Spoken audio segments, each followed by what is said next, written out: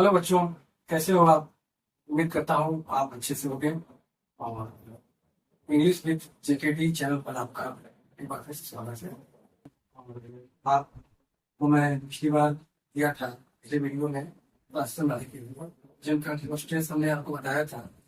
और कुछ राशन लाने के लिए हमने आपको दिया था, आपने कहा था कि आप इसका मैं हल बताऊंगा और आप उसको चेक कर लीजिएगा कि सही है कि गड़बड़ है। यदि सही है तो सही है, ठीक है। नहीं गड़बड़ है तो क्या गड़बड़ है, आप उसको एक बार ध्यान कर लीजिए।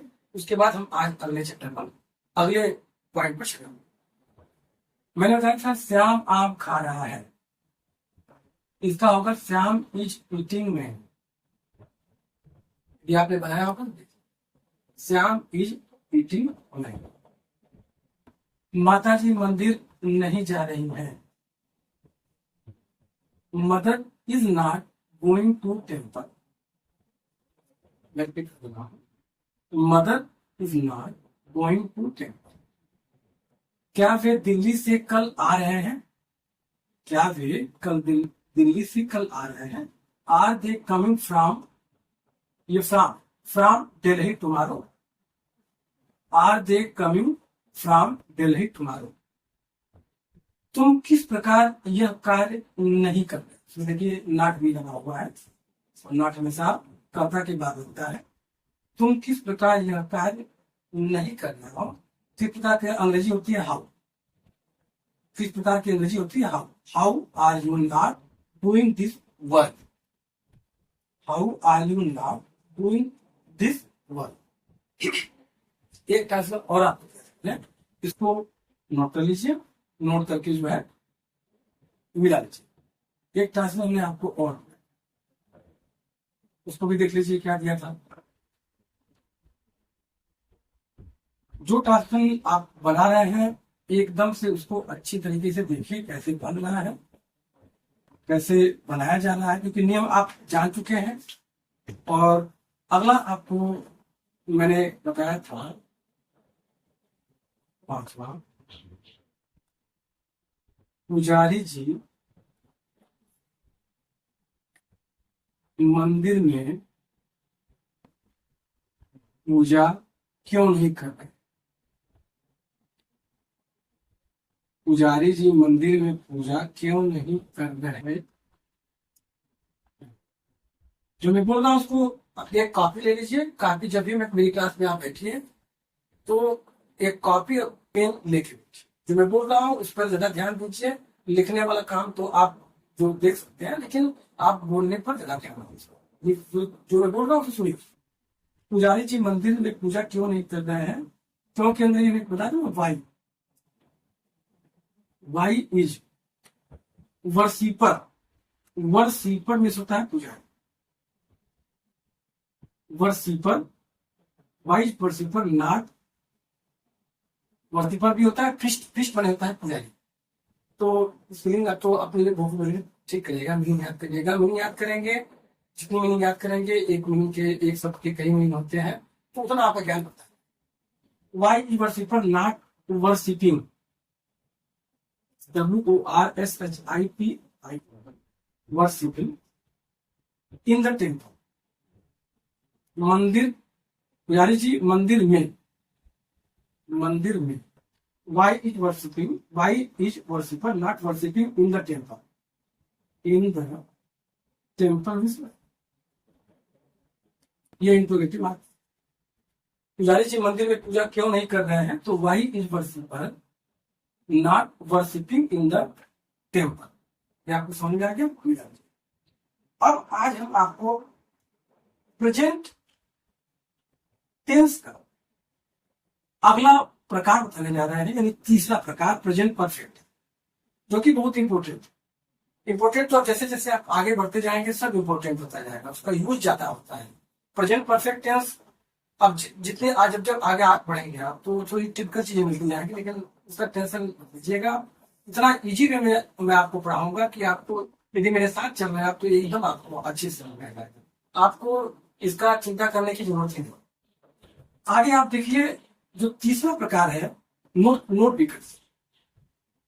तीसरा प्रकार है प्रेजेंट परफेक्ट।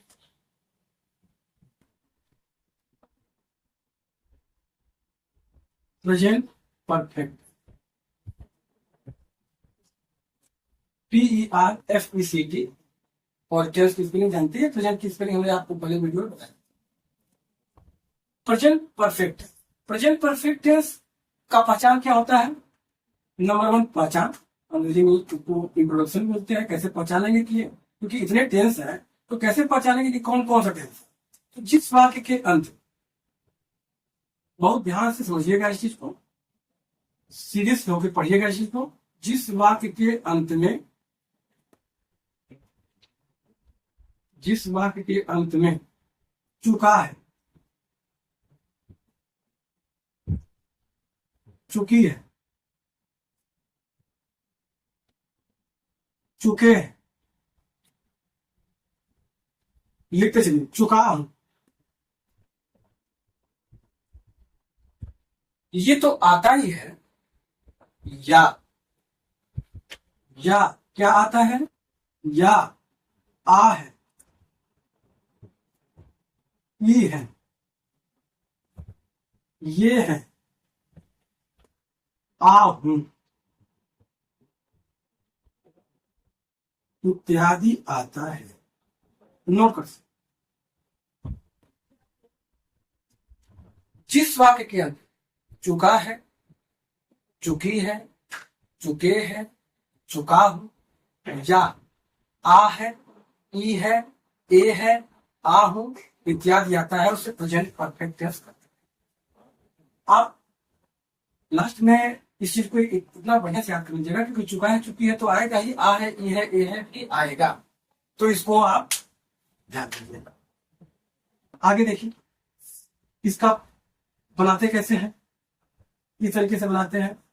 सिम बताया था आपको हमने कि 3 तरह के सेंटेंस होते हैं। 3 तरह के सेंटेंस ही आते हैं, सिंपल सेंटेंस, नेगेटिव सेंटेंस और इंटरोगेटिव सेंटेंस। सिंपल सेंटेंस को ही अफर्मेटिव सेंटेंस भी बोलते हैं, पॉजिटिव सेंटेंस भी बोलते हैं। तो सिंपल सेंटेंस में आपको number one, simple sentence, simple sentence Hindi में बोलते हैं साधारण वाक्य। पहले हम आपको बता चुके हैं पहले क्लासों में। इसमें नंबर डाल, नंबर वन करता, नंबर वन करता, नंबर दो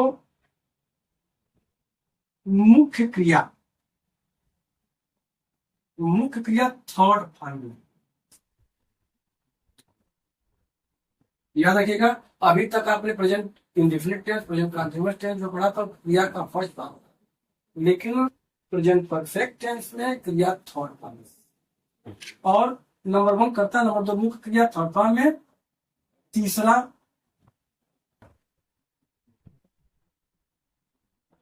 हाँ देखिए, इसमें इसके बीच में एक चीज और, ये आपको मैं बता देता हूं, इसका नंबर आता है तीसरा। ये जो होगा ये आपका हो जाएगा,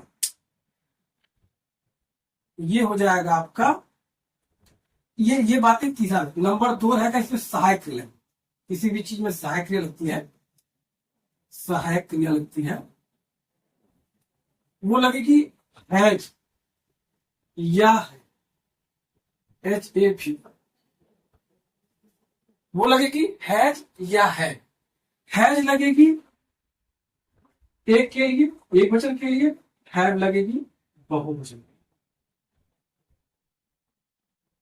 एक लगे एक, हैज लगेगा एक वचन के लिए, हैव लगेगा बहुवचन के लिए। तीसरा होगा वही जो मैंने आपको लिखवाया, मुख्य क्रिया थर्ड फॉर्म में। जो मैं बोल रहा हूं उसको लिखिए, ब्लैक बोर्ड केवल आपको इंडिकेट करता है, वो बताता नहीं है। आप मैं जो बोल रहा हूं उस लेक्चर को आप ध्यान सुनिए, उसी से नोट्स बनाइए। मुख्य क्रिया थर्ड फॉर्म में, और चौथा कर्म क्रिया, ऑब्जेक्ट क्रिया। सारे नियम पहले वाले ही रहे, सिर्फ उसके सहायक क्रिया, उसके मुख्य क्रिया में फर्स्ट फॉर्म सेकेंड फॉर्म वो थोड़ी बदलता रहेगा, बाकी वैसे का वैसे रहेगा। अब इसका एग्जाम्पल दे देते हैं सिंपल सेंटेंस का। पहले कर्ता, दूसरा सहायक क्रिया एज या है। कर्ता के अनुसार यदि एक वचन करता है तो है, बहुवचन करता है तो है, मुख्य क्रिया थर्ड फॉर्म में, चौथा कर्म। एग्जाम्पल देख लीजिए,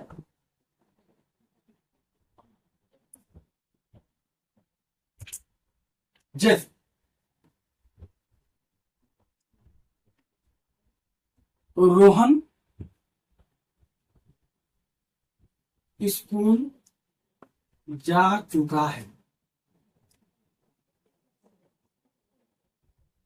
ध्यान रखिएगा, रोहन स्कूल जा चुका है को हम ये भी कर सकते हैं कि रोहन स्कूल चला गया है। दोनों का ट्रांसफर वैसे ही। उम्मीद करता हूँ आपको समझ में आ रहा होगा। इसको धीरे धीरे समझिएगा, एक एक चीज पढ़ते चलिए, एकदम क्लियर समझ में आता चलेगा। और न समझ में आए तो कमेंट बॉक्स में आप में कमेंट दीजिए। Rohan has gone to school. Gone कहां से आ गया? वो में जाना, और क्रिया के तीन रूप हैं, फर्स्ट फॉर्म, सेकेंड फॉर्म और third. Go, went, gone. Go first form, went second form और गॉन थर्ड फॉर्म। इस तरीके से कम मीन्स आना होता है तो come, came, come. Read, read, read ऐसे पढ़ते हैं। रीड में पढ़ना होता है। Jump, jumped, jumped. ऐसे तमाम जैसे जितने भी आप क्लासेस बनाएंगे जो क्रियाएं होंगी वो ऐसे ही। एक एग्जाम्पल आपका प्लूरल का भी देते हैं, बहुवचन का।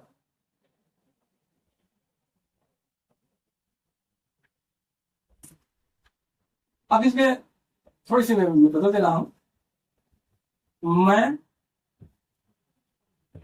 स्कूल आज नहीं गया। यदि आप कहना चाहे, ट्रांसफर क्या है? बोलचाल का भाषा है। आप कैसे बोलेंगे, इंग्लिश कैसे बोलना सीखेंगे, जो आप डेली बोलते हैं उसी को आपको कैसे कन्वर्ट करना है। जब आप कन्वर्ट करना सीख जाएंगे तो बोलने भी सीख जाएंगे, अभ्यास करके बोलने भी सीख जाएंगे। तो ये बहुत ही जरूरी है। आज के दौर में तो और जरूरी इसका है, महत्व हो गया है। मैं स्कूल आज नहीं गया हूँ।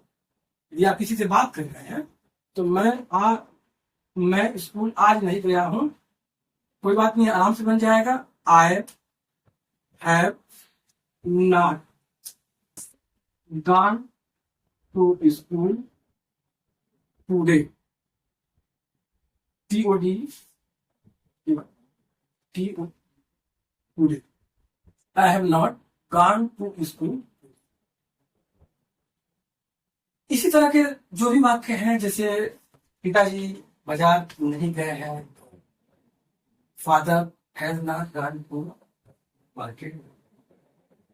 मैं दिल्ली से, निगेटिव, ठीक है, ये सिंपल मान लीजिए, सिंपल है। ये निगेटिव में ये है, निगेटिव आपको हमने सिंपल और निगेटिव दोनों बता दिया, ऐसा समझ लीजिए। यदि यहाँ पे हम निगेटिव कर देंगे तो निगेटिव ही है। ये नंबर 2 वो तो सिंपल था, ये एक तरह से निगेटिव सेंटेंस भी आ गया।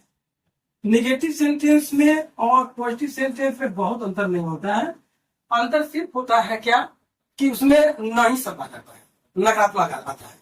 जैसे मैं आज स्कूल नहीं गया हूं तो क्या हो जाएगा उसमें, उसका नियम नोट कर लीजिए। उसका नियम होगा निगेटिव सेंटेंस का, नंबर 1 करता, नंबर 2 हैज नॉट एक वचन के साथ, हैव नॉट बहुवचन के साथ, फिर नंबर 3 मुख्य क्रिया थर्ड फॉर्म में, चौथा कर लेते हैं। जैसे मैं स्कूल आज नहीं गया हूं, I have not gone to school today, उसमें कुछ लगता नहीं है। सिंपल सेंटेंस में सिर्फ हैज या हैव लगता है, और निगेटिव सेंटेंस में सिर्फ उसके आगे नॉट लगता है। बाकी सारे प्रोसेस वही के वही लगता है। उम्मीद करता हूं आपको सिंपल सेंटेंस और निगेटिव सेंटेंस दोनों समझ में आ गए। सिंपल सेंटेंस करता, नंबर 1 करता, नंबर 2 हैज या हैव, नंबर 3 या थर्ड फॉर्म में कर्म इत्यादि। अगला नंबरिंग जरूर रखें, नंबर डालने से आपको समझ में आएगा, और स्टेप बाय स्टेप ट्रांसफर बनाने में उसके बाद फिर आपको नंबर की जरूरत नहीं। निगेटिव सेंटेंस में नंबर 1 करता, नंबर 2 हैज नॉट एक वचन के साथ, हैव नॉट बहुवचन के साथ, और नंबर 3 मुख्य क्रिया थर्ड फॉर्म में। याद रखिए क्रिया हमेशा, मेन वर्ड हमेशा थर्ड फॉर्म में। नंबर 4 कर, I have not gone to school. उम्मीद करता हूं कि सिंपल सेंटेंस और नेगेटिव सेंटेंस आपको समझ में आ गया होगा। अब हम चलते हैं आपको इसी का तीसरा रूप, इंट्रोगेटिव सेंटेंस। इसका मैं बताने जा रहा हूं आपको इंट्रोगेटिव सेंटेंस। आज मैं आपको ये पूरा खत्म कर दे रहा हूं, ताकि आप एक सीक्वेंस में इसको पढ़ लेंगे, कुछ समझ में नहीं आएगा तो पूछिए। इसमें जो प्रेजेंट परफेक्ट टेंस का जो तीसरा है, वो आपका है interrogative sentence. INTERROGATIVE।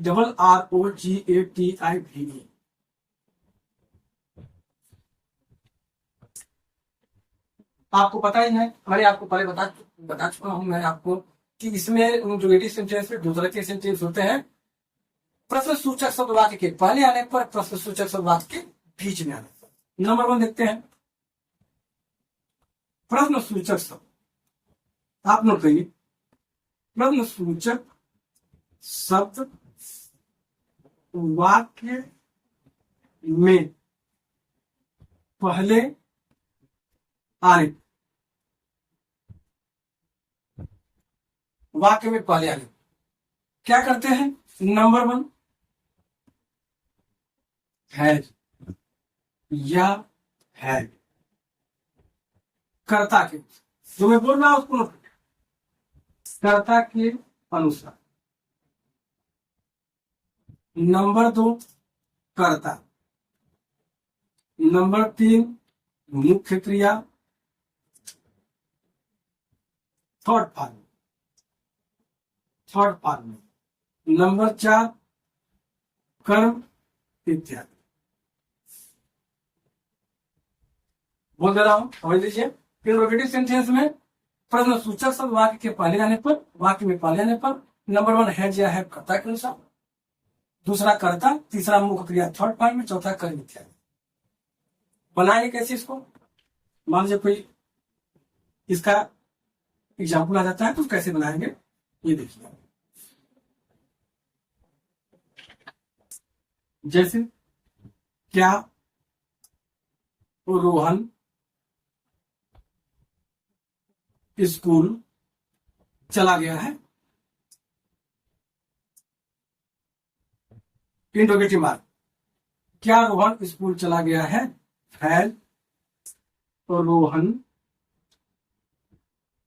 Gone to school?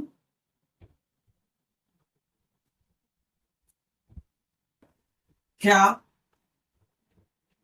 तुम मंदिर नहीं गए हो? क्या तुम मंदिर नहीं गए हो? इसको हम ये भी कह सकते हैं कि क्या रोहन स्कूल नहीं जा चुका है? क्या तुम मंदिर नहीं जा चुके हो? या क्या रोहन स्कूल चला गया है? और क्या तुम मंदिर नहीं गए हो? यानी ये नहीं का मतलब हो गया कि इंट्रोगेटिव में भी नॉट आ जाएगा, तो कैसे बनाएंगे? कोई दिक्कत नहीं है, यहां पे आप करेंगे है। क्या तुम मंदिर नहीं गए हो? Have you not gone to temple? Gone to temple. हमने आपको पहले ही बताया था कि जब इंट्रोगेटिव में यदि नहीं घुस जाए, नहीं आ जाए, तो कहां लगाते हैं? हमेशा वो कर्ता के बाद लगता है। पिछले वीडियो में भी बताया था, अभी बता दे रहा हूं, इस चीज को आप नोट करके चलिए। उम्मीद करता हूँ आपको समझ में आ रहा होगा। और इसको आप ऐसे मत लीजिए कि कठिन है, कठिन नहीं है। थोड़े से साथ साथ चलेंगे तो समझ में आएगा, बहुत आसान है, कठिन एकदम नहीं है। लग रहा होगा कठिन है। अब आगे चलिए, इंट्रोगेटिव सेंटेंस का दूसरा प्रकार। इंट्रोगेटिव सेंटेंस का दूसरा प्रकार, यदि आप अंग्रेजी जान जाएंगे तो समझ लीजिए बोलने आपको आराम से आ जाएगा, क्योंकि सारे जब ग्रामेटिकल नियम आप सब जानते रहेंगे तो आपको बोलने में कहीं कोई दिक्कत नहीं आएगी। जो हिंदी में बात है वो अंग्रेजी में ट्रांसलेट कर लेंगे। नंबर 2 इसका प्रश्न सूचक शब्द।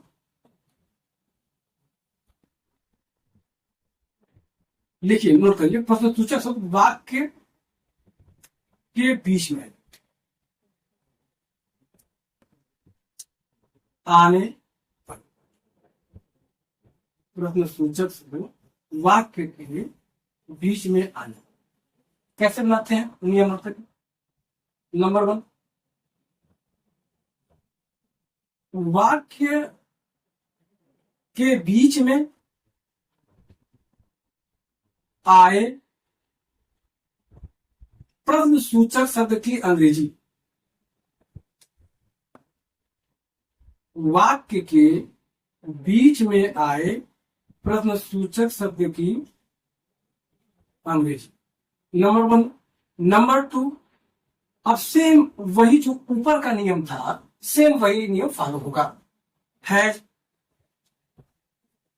या हैव अकॉर्डिंग टू सब्जेक्ट, यानी कर्ता के अनुसार, कर्ता के अनुसार। नंबर 3, कर्ता। नंबर 4, मुख्य क्रिया मिल verb plus third form, third form में। नंबर 5, कर्म इत्यादि। फिर से बोल रहा हूं आपको, समझ लीजिए। प्रश्न सूचक वाक्य के बीच में आने पर, वाक्य के बीच में आए प्रश्न सूचक शब्द की अंग्रेजी। नंबर 2, हैज या है, फिर कर्ता के अनुसार, फिर कर्ता, मुख्य क्रिया थर्ड फॉर्म में, अगला कर्म इत्यादि। ये नियम है। बनाएंगे कैसे इसको, देख लीजिए। एक एक नियम याद जरूर करिएगा, पढ़िए इसको, पढ़ के याद करिए, तभी इसका पढ़ने का असली महत्व समझ में आएगा। याद करके इस पर ट्रांसलेशन बनाइए, खूब बनाइए। जितना ट्रांसलेशन आप बना सकते हैं उतना ट्रांसलेशन बनाइए। कोई दिक्कत हो कोई परेशानी हो तो कमेंट बॉक्स में पूछिए, क्या नहीं आ रहा है। जैसे जैसे क्या है, रोहन स्कूल आज कैसे गया है। हम बोल सकते हैं भाई कि रोहन आज स्कूल कैसे गया है। रोहन स्कूल आज कैसे गया है, कोई दिक्कत नहीं। हमने कहा कभी भी जब प्रश्न सूचक शब्द वाक्य के बीच में आता है उसको बाहर कर देते हैं, यानी ये आपका बाहर जाएगा। हाउ, हाउ हैज, चूंकि एक वचन है, रोहन एक है। How has Rohan, how has Rohan gone to school, how has Rohan gone to school. ये आपने देखा कैसे को हम बाहर कर दिए, हाउ, फिर क्रिया सहायक क्रिया है जो है कर्ता के अनुसार, कर्ता के रोहन के अनुसार, फिर कर्ता गॉन टू स्कूल। इसके बाद एक और एग्जाम्पल दे देते हैं आपको हम, जिसमें से कि निगेटिव भी है। यदि इसी के बीच में यदि निगेटिव आ जाता है तो उसको कैसे हल करेंगे, आपको पहले बता चुका हूं, एक बार फिर बता देता हूं इसमें कि जैसे मैं आज स्कूल, लिखते चलिए, क्यों नहीं गया हूं। मैं आज स्कूल क्यों नहीं गया हूं, कुछ नहीं करना है।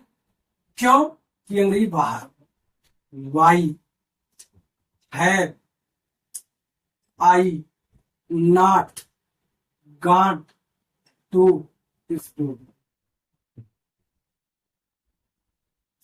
तो मैं आज स्कूल क्यों नहीं गया हूं, why have I not gone to school. उम्मीद करता हूं आपको ये समझ में आ गया होगा। अब आप नोट करिए 5 ट्रांसलेशन जो बना करके आप घर से लाइएगा। 5 ट्रांसलेशन मैं आपको बोल रहा हूं, इससे संबंधित चीजें आप बनाइएगा, फिर आप उसको चेक करिएगा, ताकि ये पता लगेगा कि आप पढ़ाई सही से कर रहे हैं कि नहीं कर रहे हैं, आपको जानकारी है कि नहीं है। नोट करिए, नोट करिए, बोलने पर ध्यान दीजिए ज्यादा, क्या मैं बोल रहा हूं। तुम आज अखबार पढ़ चुके हो,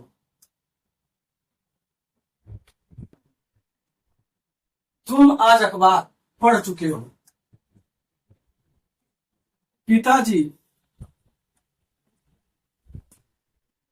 आज बाजार नहीं गए।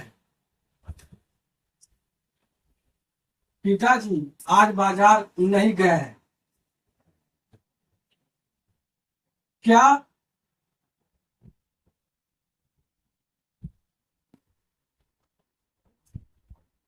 सुजीत घर से आ गया है?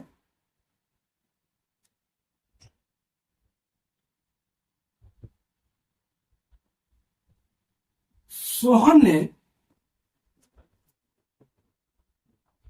तुमसे क्या कहा है? सोहन ने तुमसे क्या कहा है? तुम लोग